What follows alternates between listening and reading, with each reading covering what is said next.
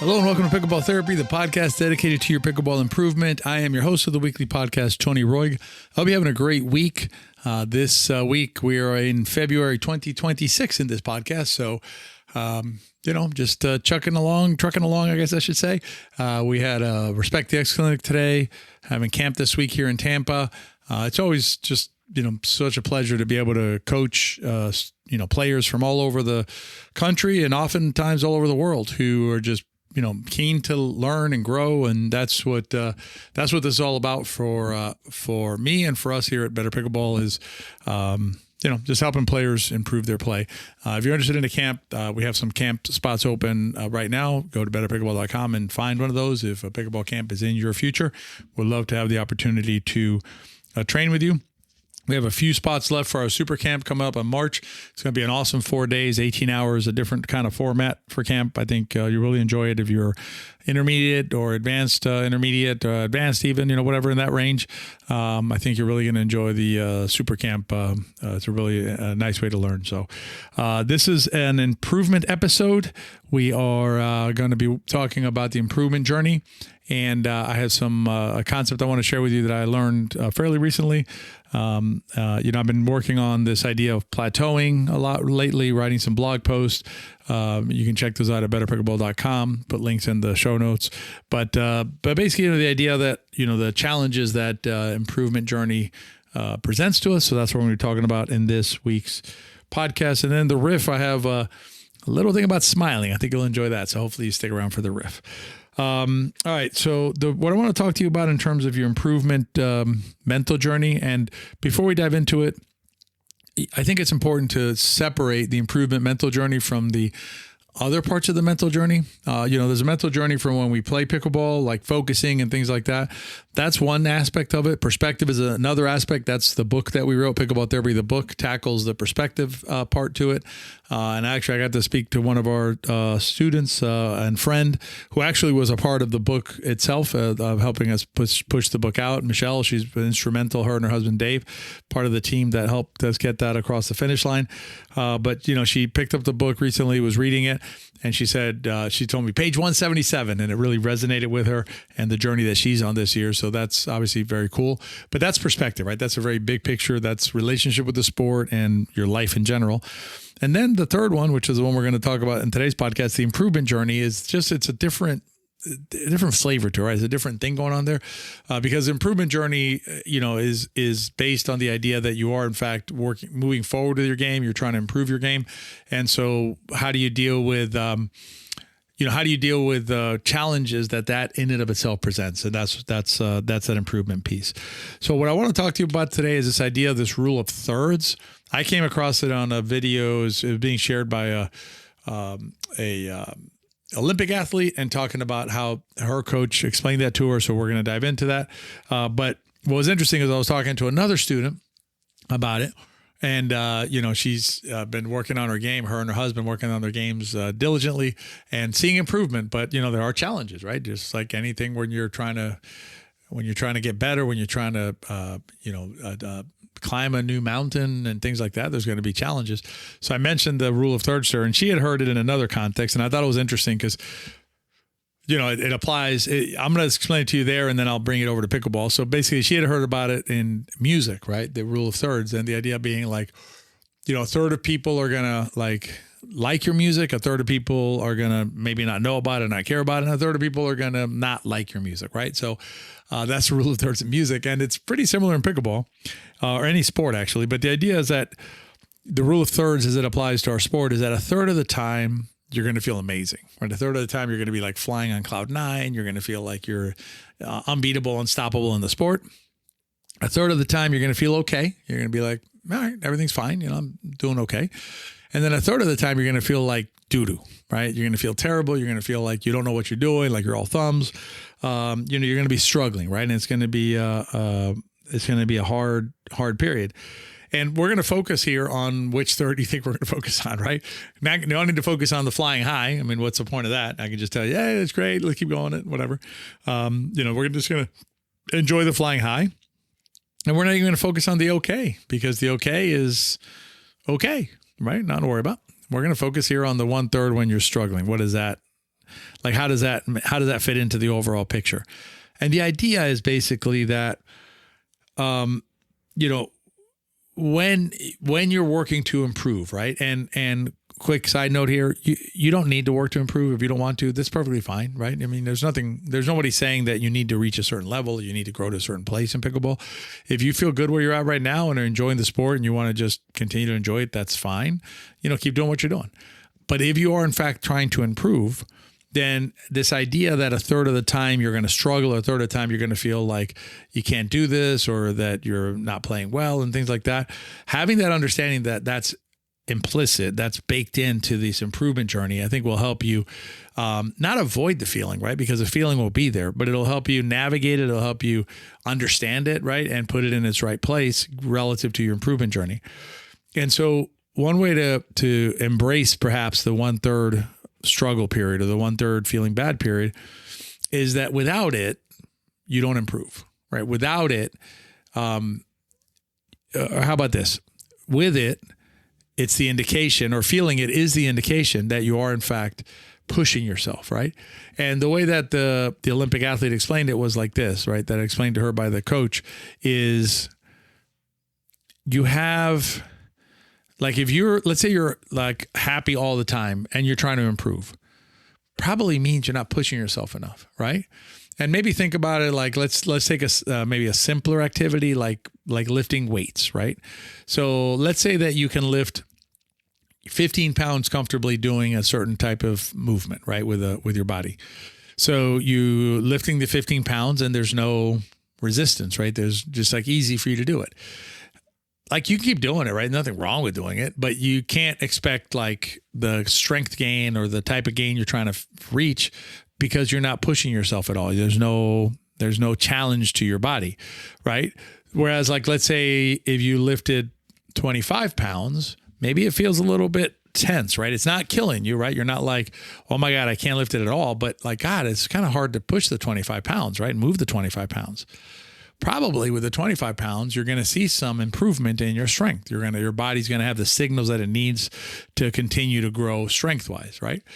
Same thing with pickleball. You know, if you're coming from a place where, like, you know, everything is always hunky-dory and fantastic, probably not pushing yourself, right? You're probably not like trying things that are a little bit uncomfortable maybe, or a little out of your zone, or maybe challenging yourself by playing the types of players that'll push you, right? That'll make you feel uncomfortable. And I've talked about him before. He's become a good friend, a gentleman named Scott. And he plays in different groups here in town.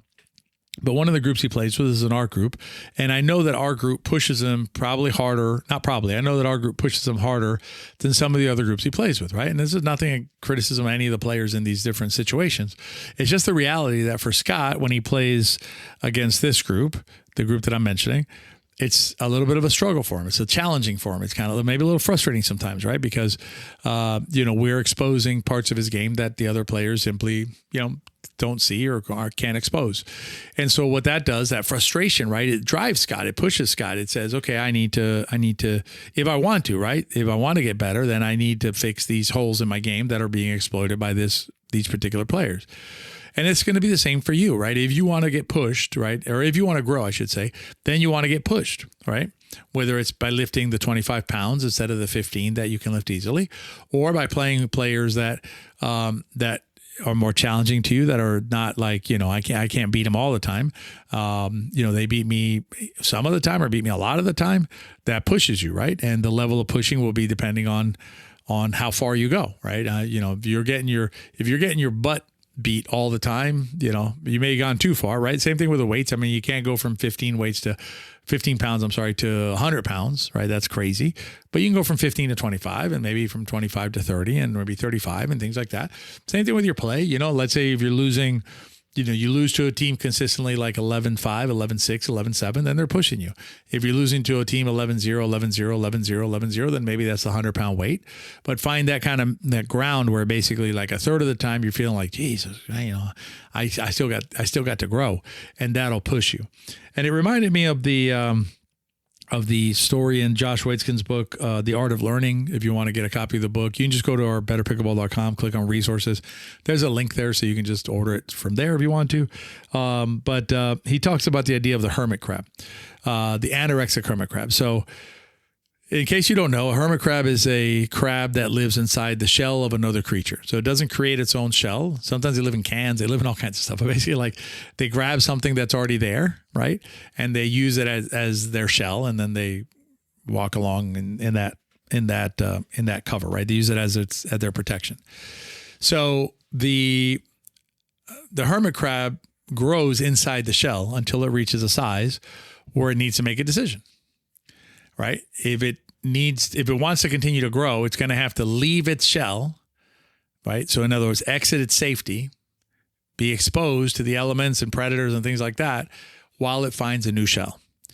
Now that process of leaving the old shell to find a new shell is very scary, right? It's the only time that the hermit crab is really exposed to, any kind of elements out there, or a broader array of elements out there.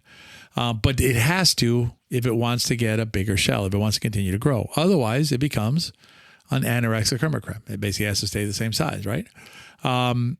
Same for you in your pickleball, right? You can stay in your cocoon if you want to. And again, I don't mean that to sound like I'm criticizing. It's fine. You want to stay in your shell and do that thing. And if you're happy, then you're happy. That's fine. Or you can say, you know what? I'd like to continue to grow as a player. And if you're going to do that, it's going to be a little scary.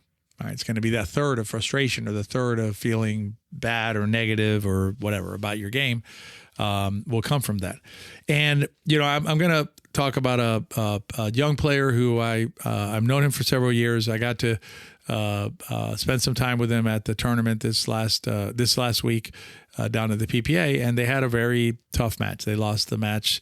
It's the worst score he's ever had in a pro or a high level match like this. And after the game, he was frustrated, right? Which is natural to be frustrated about your results. And I told him, I said basically, one, it's, you have to recognize that it happened, right? It happened. It's life, and it's just an event that happened. Recognize that that's a bad 1/3, right? You're pushing yourself. You're playing against players who are very good, right? They're pro players, and so you're pushing yourself, and so that's a bad third of your pickleball existence. And then what's interesting there is you just say, okay, what now? Right? What am I going to do? What's next for me? Right? Is it fold up the tents and go home? Or is it take a look at what happened and try and grow from it? Try and figure out, okay, this is what was happening. My shots weren't working the way I wanted them to because of X. Maybe I need to develop this shot a little better. Maybe I need to work on some strategic play and things like that. But basically, you can always grow, right? There's nothing impeding you from growth other than yourself. So it's how do you process that kind of event for yourself? So hopefully that helps you in your improvement journey, this idea of the thirds. And so that when you're in one of these tough spots, that'll happen, right? It's unavoidable if you're pushing yourself, right? If you're trying to lift that 25 pounds or 30 pounds that you're not used to, you're used to 15 or 20, then it is going to feel a little uncomfortable. It's going to feel a little bit like you're putting, obviously, literally weight on your body in order to move forward. So hopefully it helps you with that. So in the riff, it just happened today. I was working on a video on stacking, and as part of the video, I needed to pull some footage from some match play. So I have some match play where I'm playing with my friends Tyson, Paul, and Brian a few months back. And one of the clips that I pulled was me and Brian playing, because Brian and I, we like to work on when we're playing together in rec, we'll work on we'll play by the score, not stacking, so that I'll play on the left side and Brian plays on the right side. If we were playing a tournament or there was money involved, something like that, we would play opposite, where I'd play on the right, he'd play on the left, because that's where we're stronger. But, we like to work on the game and things like that. So we play unstacked, and when I play with them, or just the score.